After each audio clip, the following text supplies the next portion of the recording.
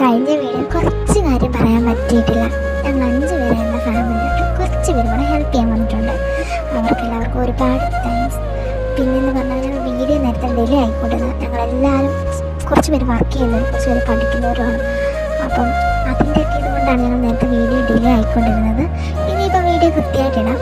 So ഇനി കൂടുതൽ വിശദീകരിക്കുന്നില്ല, നമുക്ക് നേരെ എപ്പിസോഡിലോട്ട് പോകാം. ഇതുവരെ ഞങ്ങളെ സപ്പോർട്ട് ചെയ്ത എല്ലാവർക്കും ഒരുപാട് താങ്ക്സ്. എന്നാൽ നമുക്ക് പോവാം.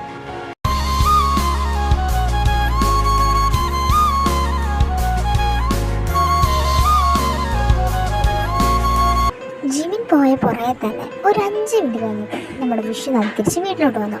ബിസിനസ് കാര്യമായിട്ട് എന്തോ ധൃതി പിടിച്ച് ചെയ്തുകൊണ്ടിരിക്കുന്നുണ്ടെങ്കിൽ രാധിക അടുത്ത് വന്ന് പറഞ്ഞത്. അത്രയും നേരം മിണ്ടാതിരുന്ന സ്ഥലത്ത് പെട്ടെന്ന് രാധികയുടെ സൗണ്ട് ഉയർന്നപ്പം വിശ്വനാഥ് അവളെ തുറച്ചു നോക്കി. പിന്നെ ഒന്നും മിണ്ടാതെ അവൻ വീണ്ടും അവൻ്റെ ജോലി തുടർന്നു. എന്തെങ്കിലും നോക്കുന്നേ? നിങ്ങളുടെ മരുമകനെന്ന് ഓർമ്മ നിങ്ങൾക്കുണ്ടോ? രാധിക ഇങ്ങനെ ഓരോ കാര്യം പറയുമ്പോൾ വിശ്വനാഥ് ചെറുതായിട്ടൊന്ന് ചിരിച്ച് പിന്നെ അവൻ്റെ വർക്കിലോട്ട് നോക്കി. രാധികനെ മൈൻഡേ ചെയ്യുന്നില്ലായിരുന്നു. ഞാൻ എന്ത് പറഞ്ഞാലും ഇങ്ങനെ ഓഫീസുകാർക്ക് മുഴുകിയിരുന്നോ? ഞാൻ പറയുന്നത് അത് ശ്രദ്ധിക്കുന്നില്ല. രാധിക അത് പറഞ്ഞപ്പോൾ വിശ്വനാഥ് കൈയിരുന്ന ലാപ്ടോപ്പ് മാറ്റി വെച്ച് അവളുടെ നേരെ തിരിഞ്ഞിരുന്നു. നിങ്ങളിങ്ങനെ ഇവിടെ ഓഫീസുകാരെ നോക്കിയിരുന്നു. എന്ത് പറ്റിയാലും ഞാൻ നാളെ അവളെ കാണാൻ പോയിരിക്കും. അവള് നമ്മുടെ മോളാ. അത്രയും നേരം രാധിക പറഞ്ഞ കേട്ടിട്ട് നമ്മുടെ വിശ്വനാഥ് രാധികയുടെ ചോദിച്ചു. രാധിക എന്ന് വിശ്വനാഥൻ ഉറക്കെ വിളിച്ചപ്പോൾ തന്നെ രാധിക കാര്യം മനസ്സിലായി. രാധിക നേരെ അടുക്കളയിലോട്ട് പോയി. ജിമിൻ ശ്രീയുടെ വീട്ടിൽ നിന്ന് ഇറങ്ങിയിട്ട് കാറെടുത്ത് നേരെ പോയത് അവൻ്റെ ഹോസ്പിറ്റലിലോട്ടാണ്.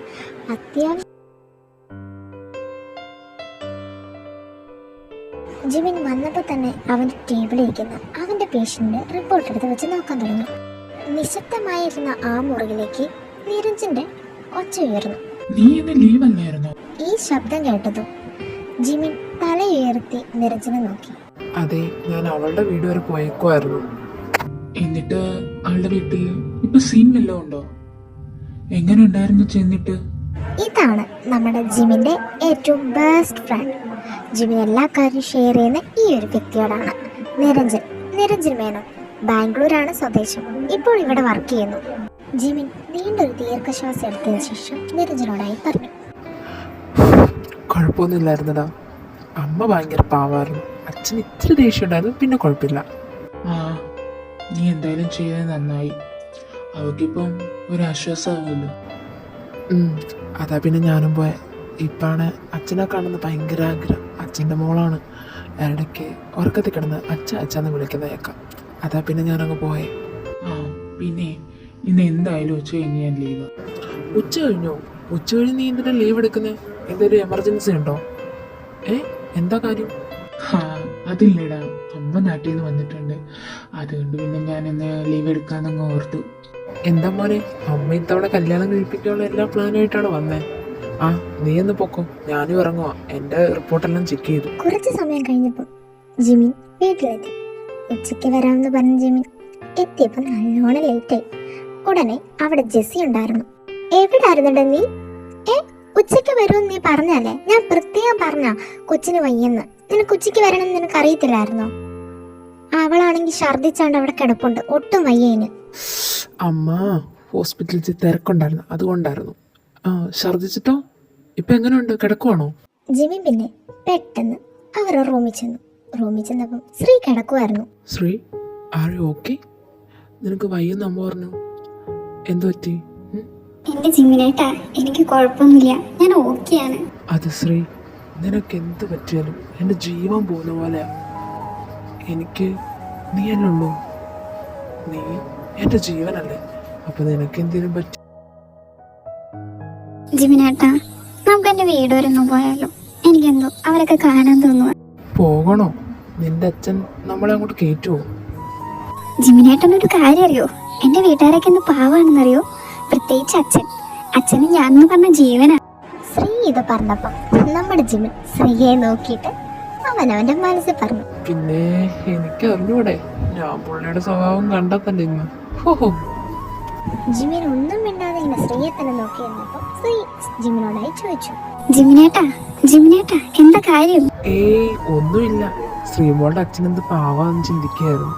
ഓ വേറെ ഒന്നുമില്ല, നീ റെസ്റ്റ് എടുക്കും. കുറച്ചു നേരം കഴിഞ്ഞപ്പോൾ ശ്രീ പെട്ടെന്ന് ഇറങ്ങി വാഷ്റൂമിലോട്ട് ഓടിപ്പോയി. എന്റെ ജിമിനേട്ടാ കുറച്ചു നേരമായി ഛർദി തുടങ്ങിയിട്ട്. ആ അമ്മ പറഞ്ഞായിരുന്നു. ഛർദി മാത്രമാണോ, വേറെന്തെങ്കിലും ബുദ്ധിമുട്ടുണ്ടോ നിനക്ക്? ശ്രീയോട് ഇത്രയും പറഞ്ഞിട്ട് ജിമിൻ റൂമിന്റെ മേളിൽ ഇറങ്ങിപ്പോയി. അല്പനേരം കഴിഞ്ഞ് ജിമിൻ തിരിച്ചു വന്നു. ശ്രീ ഇതൊന്ന് പോയി നീ ടെസ്റ്റ് ചെയ്തിട്ട് വാ. ചെല്ലടേ. അല്ല ഇതെന്തിനാ ഇപ്പൊ ടെസ്റ്റ് ചെയ്യുന്നേ? നമ്മുടെ ജിമിൻ പെട്ടെന്ന് ശ്രീയുടെ അടുത്ത് വന്നിട്ട് പറഞ്ഞു, ശ്രീ ഞാനൊരു ഡോക്ടറാണ്. എനിക്കെല്ലാ കാര്യം ഇപ്പം 2-3 ദിവസം എനിക്ക് ക്ഷീണം തുടങ്ങിയിട്ട് ഞാൻ എപ്പോഴേ നോക്കണം ഓർത്താ. പിന്നെ ഒരു 2 മാസം പുറകോട്ട് ചിന്തിച്ചാൽ മതി, കാര്യം മനസ്സിലാവും. ഒന്ന് പോ ജിമിനേട്ടാ, ഇത് അതിന്റെ ഒന്നും അല്ല. ശ്രീ ഞാനൊരു ഡോക്ടറാണ്, നീ പിന്നെയും മറക്കുന്നു. 2 മാസം പുറകോട്ട് നീ ഒന്നും കൂടെ ചിന്തിച്ച് നോക്കിയേ. ഇനി അങ്ങനെ തന്നെ ഇല്ലേലും നീ ഒന്ന് ടെസ്റ്റ് ചെയ്തിട്ട് വാടാ. എൻ്റെ ശ്രീമോളല്ലേ, ചെല്ലടാ. അങ്ങനെ ജിമിൻ നിർബന്ധിച്ച് ശ്രീയെ ടെസ്റ്റ് ചെയ്യാൻ വേണ്ടി വാഷ്റൂമിലോട്ട് വിട്ടു. എന്ത് പറയും, ജിമിന് തന്നെ ചിരി വന്നു ശ്രീയുടെ ആ കാട്ടായ കണ്ടപ്പോൾ. കുറച്ചു നേരം കഴിഞ്ഞപ്പം ശ്രീ വാഷ്റൂമിൽ നിന്ന് ഇറങ്ങി വന്നു. ജിമിൻ അവളെ നോക്കി. ജിമിനേട്ടാ ദേ നോക്കിക്കേ. ശ്രീ ഇത് പറഞ്ഞപ്പം ജിമിൻ ചെറുപുഞ്ചിരോടെ അവളുടെ കയ്യിരിക്കുന്ന സാധനം നോക്കി. ജിമിൻ ഇത് കണ്ടതും ഓടി അവളുടെ നെറ്റിൽ പോയി ഒരു ഉമ്മ കൊടുത്തു. പിന്നെ അവളെ ഇറുക്കി വാരിപ്പുണർന്നു. അവരുടെ സ്നേഹം മൊത്തം പങ്കുവെച്ചു. Sree love you Sree. ഞാനിതിനെങ്ങനെ നിന്നോട് താങ്ക്സ് പറയണമെന്ന് എനിക്ക് അറിഞ്ഞുകൂടാ. നിന്നെ കണ്ടതു മുതൽ ഈ നിമിഷം വരെ നീ എൻ്റെ ജീവനാണ്. ഇനി അങ്ങോട്ടും ശ്രീ ഞാൻ പപ്പയായി. Love you Sree, love you love you love you so much. എനിക്ക് എന്ത് പറയണമെന്ന് അറിയത്തില്ല ശ്രീ. പപ്പയാവുന്നതിൻ്റെ സന്തോഷം എന്നെ അറിയിച്ചത് നീയാണ്. ഈ ജീവൻ എൻ്റെ ജീവനാ. Love you Sree, love you so much. Jimin ഓടിപ്പോയി നമ്മുടെ ശ്രീയുടെ വയറ്റിൽ ഒരു ഉമ്മ കൊടുത്തു. ശ്രീ ഇവള് പെങ്കുഞ്ഞ ശ്രീ. എനിക്ക് ഉറപ്പാ ഇവക്ക് നമുക്ക് നീലാന്ന് പേരിടാം. പെട്ടെന്ന് വരണം വാവേ. ഞാനിത് എല്ലാവരോടും കൂടി പോയി പറയട്ടെ. നീ ഇപ്പൊ എവിടെ പോവും? എങ്ങോട്ട് പോകണ്ട. അതെന്താ ഞാനിപ്പോ പോയാലും? ശ്രീ ഇത്രയും പറഞ്ഞപ്പോൾ ജിമിൻ ശ്രീയുടെ അടുത്തായി വന്ന് നിന്നു. എന്താ ശ്രീ ഇപ്പൊ പോകാന്നേ? ഒരു മണിക്കൂർ കഴിഞ്ഞ് നീ താഴോട്ട് പോക്കോ. എന്തേ? ജിമിനേട്ടാ വിട്ട് വേണ്ട. അതിന് തുടങ്ങിയില്ലല്ലോ വിടാൻ. വിട്ടില്ലേ? വേണ്ടേ? ഒന്നും വേണ്ട. ശ്രീ എന്താ ശ്രീ എന്നെ നോക്കാത്ത? നാണാണോ? എന്തിനാ നാണിക്കുന്നത്? നിന്റെ ജിമിനേട്ടനല്ലേ? ശ്രീ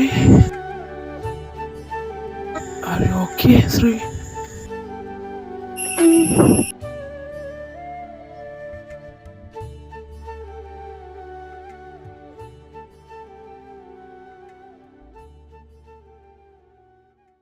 കെൽവിൻ നേരെ വന്നത് അവൻ്റെ ഓഫീസിലോട്ടാണ്.